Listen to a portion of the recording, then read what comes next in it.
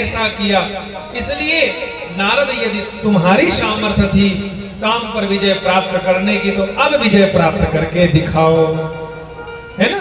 और उसके हाथ में ऐसी रेखा नारद जी ने देख ली कि नारद जी को लगा कि भगवान हरि के बराबर तो हम हो ही गए हैं, बस एक ही कमी है। क्या? अमर होने की कमी। और उसमें रेखा में लिखा था, जो यह परई अमर सोई होई, समर भूमि यही जीत न को। अब जरा यहां पर समझिएगा, आप लोग बहुत सुधी श्रोता हैं। वहां पे क्या लिखा है? जो यह बर अमर सोई होई, जो इसका वर्ण करेगा वो अमर होगा, हो जाएगा। नहीं, बात तो यही है। हाँ, आप सब लोग पढ़े लिखे हैं, है ना। वर्तमान का प्रयोग नहीं है या भविष्य का प्रयोग नहीं है इसमें, भूतकाल का प्रयोग। जो इसका वर्ण करेगा वो अमर होगा, अमर सोई होई। ऐसा नहीं कि जो इसका वर्ण कर लेगा वो अमर हो जाएगा। नारद जी से समझने में यही गलती हो गई। नारद जी ने सोचा कि जो इसका वर्ण करेगा, जो यह बर अमर सोई होई, जो इसका वर्ण कर लेगा वो अमर हो जाएगा, ऐसा समझ लिया। लेकिन ऐसा नहीं है। गोस्वामी जी की वाणी बहुत विचित्र है, बहुत अद्भुत है। उन्होंने ये लिखा कि जो इसका वर्ण करेगा वो अमर होगा, अमर सोई होई। अमर माने भगवान, और समर भूमि दूसरा विशेषण भी है ना वहां पर। समर भूमि जही जीत न कोई, जिसको समर भूमि में कोई आज तक जीत नहीं पाया, ऐसा लिखा। लेकिन नारद जी ने क्या समझा कि इसका जो वर्ण करेगा उसको फिर समर भूमि में कोई जीत नहीं पाएगा। अब नारद जी को लगा ऐसी स्थिति तो केवल भगवान की है।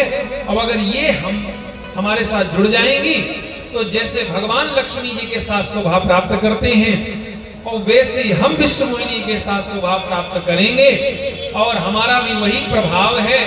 जैसे नाम की महिमा भगवान के है वैसे अब हमारी भी महिमा हो गई है, बराबर में हमें बिठाई लिया है। अब बस थोड़ी सी कमी है, सो अब तो महाराज ये भी पूरी होने वाली है, और जल्दी जल्दी वहां से भगे नारद जी। अब तो महाराज न माला न झोली न कोई चिंतन न कोई मनन, अब तो एक ही बात मन में है। क्या? कैसे ये कन्या मिल जाए। इत्युक्तो मुनि शार्दूलस् कामिमिक्षु काम व्यूहला। और कामना महाराज यही करती है। कामातुराणाम न भयम न लज्जा।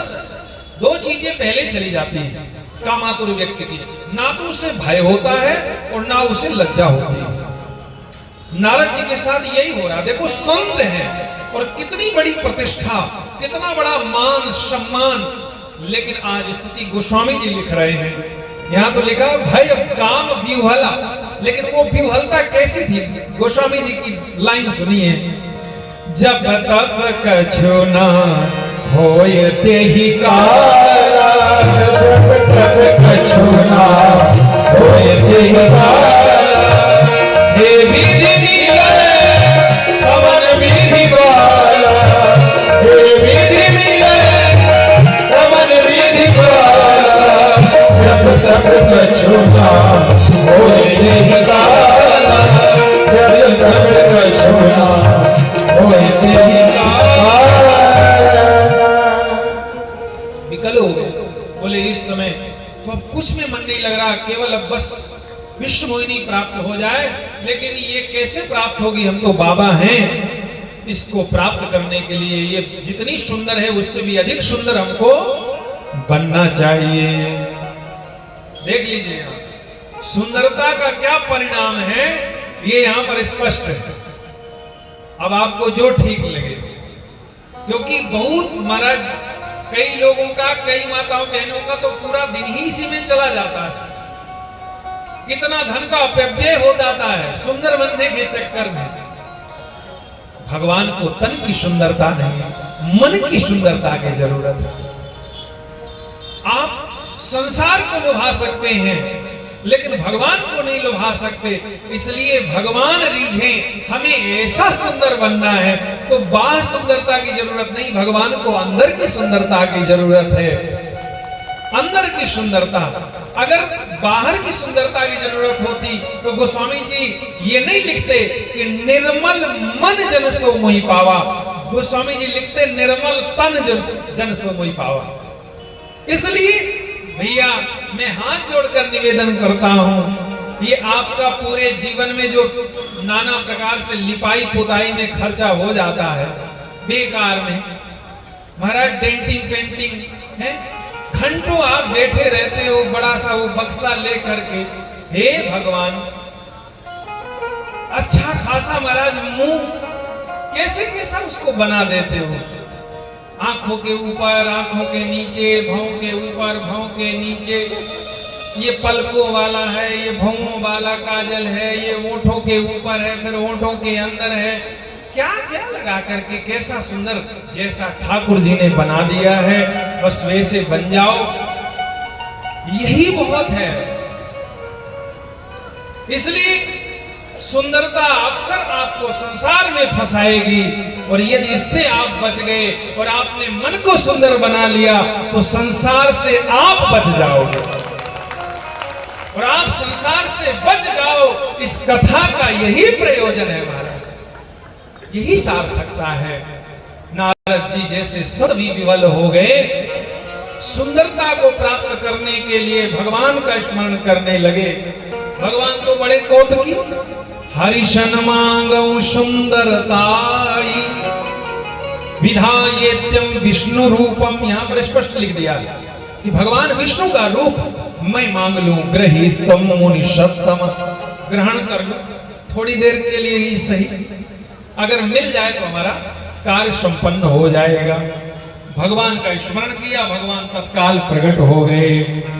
अब तो नारद जी थोड़ा संकोच में भी पड़े कि कैसे मांगे भाई, किसी का रूप आप बना सकते हो चलो, लेकिन एक समस्या और होती है, रूप बना लेना पर्याप्त नहीं है, वैसा स्वभाव भी बनना चाहिए।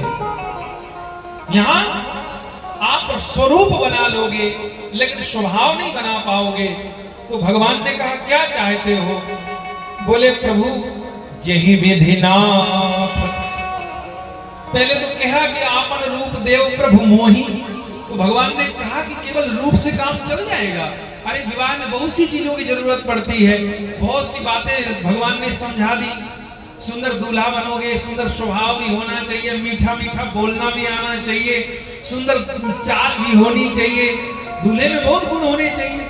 तो कहा कि हाँ सरकार ये तो मुझे आता नहीं, जेहि विधिनाथ होय हित मोरा। भगवान ने कहा कि तुम हित की बात कर रहे हो, जेहि विधि होय परम हित नारद सुनहु तुम्हारा, मैं तो तुम्हारा परम हित करना चाहता हूं।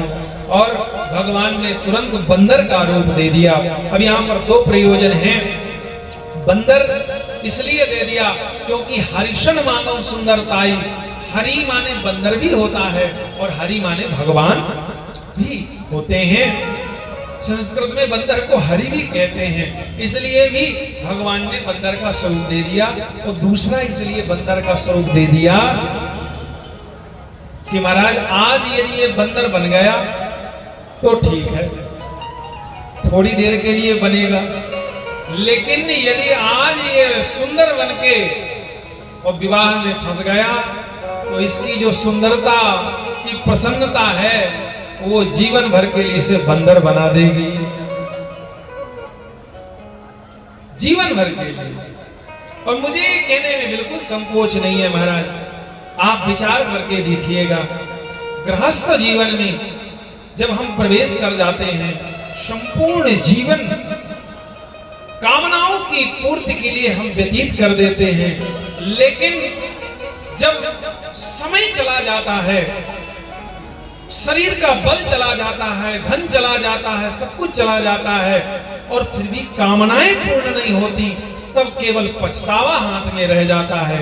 और हम उस समय सोचते हैं कि हमने जीवन में सब कुछ परिवार के लिए किया, बच्चों के लिए किया, और तब तो और दुख होता है जब वही बच्चे सामने होकर के कह देते हैं तुमने हमारे लिए किया ही क्या है।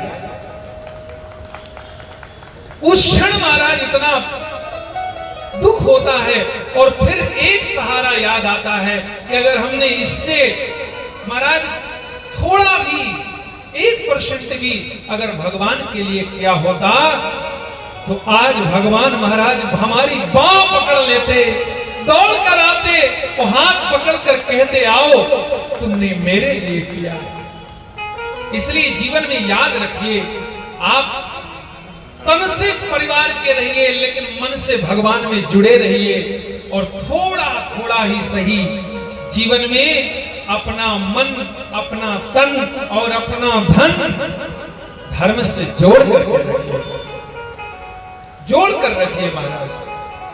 मैं ये बात इसलिए बार बार नहीं कहता कि आप हर बार ये यज्ञ कराओगे और हर बार हमें बुलाओगे तो हम आते जाते रहेंगे। आप बिल्कुल मत बुलाओ, लेकिन आप धर्म करते रहो, यज्ञ करते रहो और किसी को भी बुलाते रहो, कथाओं से जुड़े रहो महाराज। ये आपका एक एक पल, एक एक क्षण भगवान की दिव्य प्राप्ति के लिए महाराज हजारों हजारों क्षणों पर परिवर्तित हो जाएगा, हजारों हजारों युगों पर परिवर्तित हो जाएगा, इसमें कोई संशय नहीं है। इसलिए विचार करिए, जीवन बीतने से पहले ही हम सावधान हो जाएं। अगर समय निकल गया और फिर हम चेते तो महाराज पछताना हाथ में रह जाता है।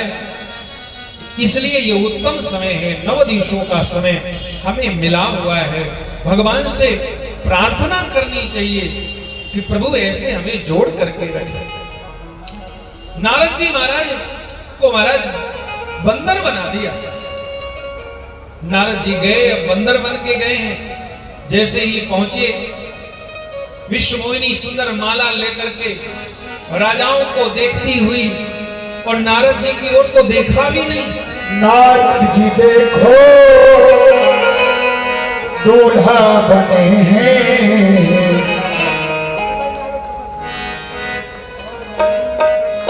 नारद जी देखो दूल्हा बने हैं। मन में खुशी अपनी छाई हुई है, मन में खुशी। नारद जी देखो दूल्हा बने हैं।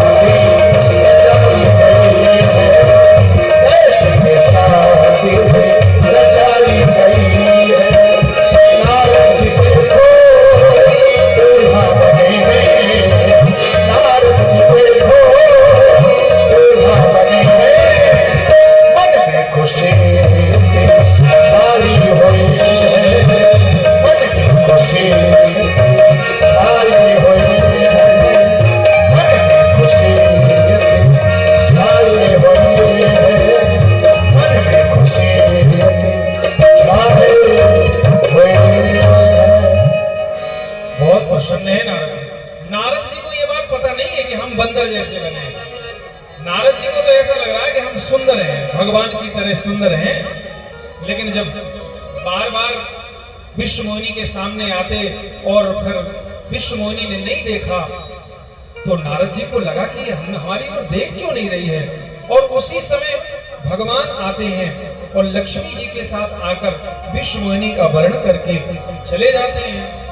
अब नारद जी को बड़ा क्रोध आया। भगवान शिव के तो गण वहां पर उपस्थित थे, वो सारा राज जानते थे कि इनके साथ क्या हुआ है। जैसे उन्होंने कहा कि महाराज जरा अपना मुखमंडल तो दर्पण में देखिए। नारद जी ने मुखमंडल देखा, समझ गए भगवान ने मेरे साथ अच्छा नहीं किया, मेरे साथ छल किया है। और ये कोई इनका महाराज पहली बार ऐसा कार्य नहीं हुआ, ये तो सदा सदा से छलिया हैं, सबके साथ ऐसा करते आ रहे हैं, है ना। बड़े स्वतंत्र अपने आप को मानते हैं, जो मन आता वही करते हैं। यहाँ पर लिखा महाराज बड़े क्रोध में कहा नारद जी ने, हे हरे तुम महादुष्ट कपटी विश्व मोहन परोत्साहम न सहसे मायावी मलिनाशय। और उसी का भावार्थ करते गोस्वामी जी, परम स्वतंत्र न सिर पर कोई, परम स्वतंत्र सिर पर कोई, भावे मैं नहीं करो तुम सोई, भावे मन करो तुम सोई। भले भले तुम आयन दीना, भले भाओगे फल अब जो मीठा, भाओगे फल। इस बार तुमको अच्छा फल मिलेगा जो तुमने किया है ना, अभी तक तुमको कोई मिला नहीं है। और सुनो, मैंने महाराज विश्व मोहिनी करते हुए जैसे विकलता से आज दुख प्राप्त किया है, ऐसे ही तुम्हें भी अपनी पत्नी के वियोग में दुख प्राप्त करना पड़ेगा। जैसे मैंने तुमसे सुंदर बनने के लिए निवेदन किया, तुमने मुझे बंदर बना दिया, तो तुम्हें भी महाराज ये बंदर ही बाद में सहायता करेंगे और तुम्हें कोई सहायक नजर नहीं आएगा। नर रूप में तुम्हें अवतार लेकर के आना पड़ेगा और तब तुम्हें पता चलेगा। ऐसे महाराज श्राप दे दिए नारद जी महाराज, तद रूपेण मनुष्यत्वम भव दुख ममुद्घरे यन्मुखम, जैसा मेरा मुख किया, कृतवान में तुम ते भवन्तु महानिनः, तुम स्त्री वियोगजं दुःखं लभस्व पर दुःखदः, मनुष्य गतिकः प्रायो भवाज्ञान विमोहितः। श्राप स्वीकार कर लिया क्योंकि शिव इच्छा थी, ये लीला भी इसीलिए हो रही थी। भगवान ने कहा नारद तुम जो जो श्राप दे रहे हो सब मुझे स्वीकार है, लेकिन एक पल के लिए अपना निज दर्शन तो करो, आत्मदर्शन तो करो। और भगवान ने जैसे ही जब हरि माया दूर निवारी, नहीं कहा रमा न राजकुमारी, तो देखा नारद जी ने कि अरे ये तो भगवान की माया थी। नारद जी चरणों में गिर पड़े और भगवान ने कहा नारद निश्चित रूप से तुम्हारे ऊपर कृपा करने के लिए, जो तुम्हारे जीवन में अहंकार का प्रवेश हो गया था, अभिमान का प्रवेश हो गया था, उससे तुम्हें बचाने के लिए ये हमने लीला की है।